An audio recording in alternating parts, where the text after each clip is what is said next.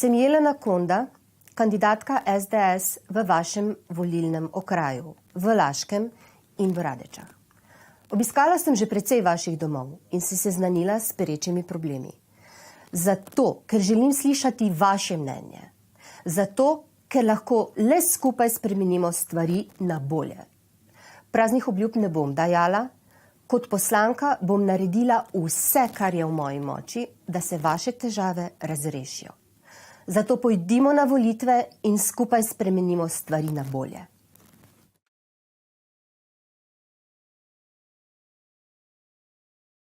Lepo pozdravljeni občanke in občani občine Laško in Radeč. Sem Bojan Bukovec in sem kandidat za poslanca pri stranki Desus na državnih volitvah. Ne bom obljubljal nemogočih stvari. Obljubim pa vam, da bom naredil vse, kar bo v moji moči. Za naše območje je zelo pomembno, da se dokonča protipoplavna infrastruktura v porečju Savinje ter dokonča potrditev oziroma ureditev projekta 3. razvojne osi. Vkolikor bom izvoljen, bom v svojem mandatu po svojih močeh trudil, da se v Sloveniji ne pozabi na male in srednje kmetije. Samooskrba in domači pridelki so eni izmed ključnega pomena za Slovenijo, tako kot je tudi prostovoljstvo. Tako da bom tudi skušal, da se uredi status prostovoljca. Lepo vabljeni na volitve 3.6. in dodelite glas meni, tako da obkrožite številko 11. Sem Franc Dolšek, rojen v Laškem, ker sem hodil v osnovno šolo, v Celju pa sem obiskoval srednjo ekonomsko šolo. Po končani srednji šoli sem se zaradi gmotnih problemov zaposlil.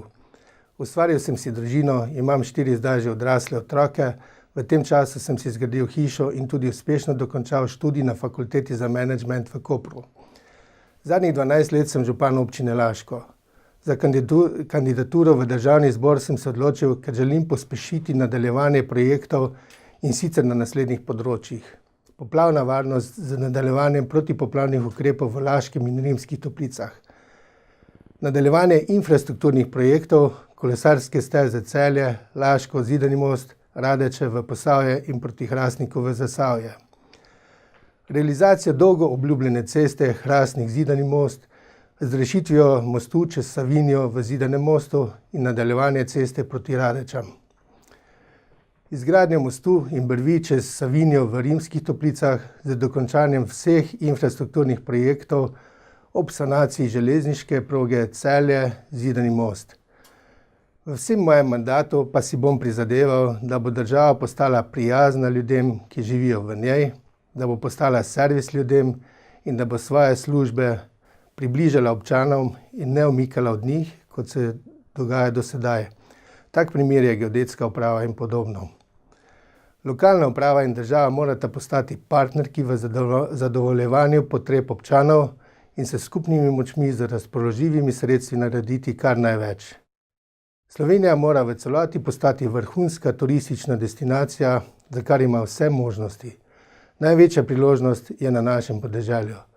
To bomo razvili s projektom pametnih vasi. Če me boste izvolili, ne bom izneveril vaših pričakovanj in ne svojih obljub.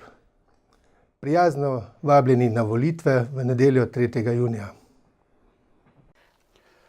Spoštovani, tekom zadnjega mandata sem se skupaj z vami, s posamezniki, z društvi, s civilnimi iniciativami, krajevnimi skupnostmi, tudi z občino soočil z veliko izzivi.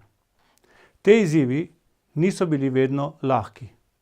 Pa vendarle smo včasih z majhnimi, včasih pa tudi z večjimi koraki utrdili pot, da so ljudje dobili neko novo upanje. Vendar, dragi moji, moj fokus ostaja isti.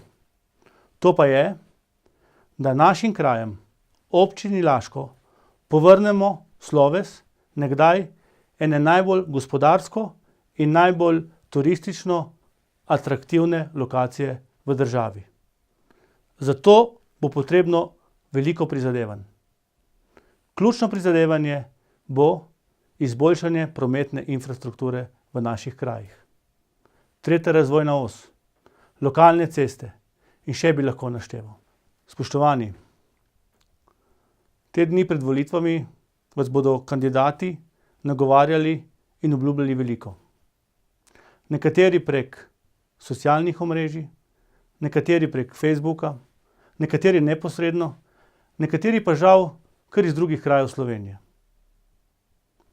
Verjamem in vem, da se boste Laščanke in Laščani modro odločili. Zato vas vabim 3. junija na volitve in če bom deležen vašega zaupanja, obljubim, da bom trdo delal. Pa srečno Laško!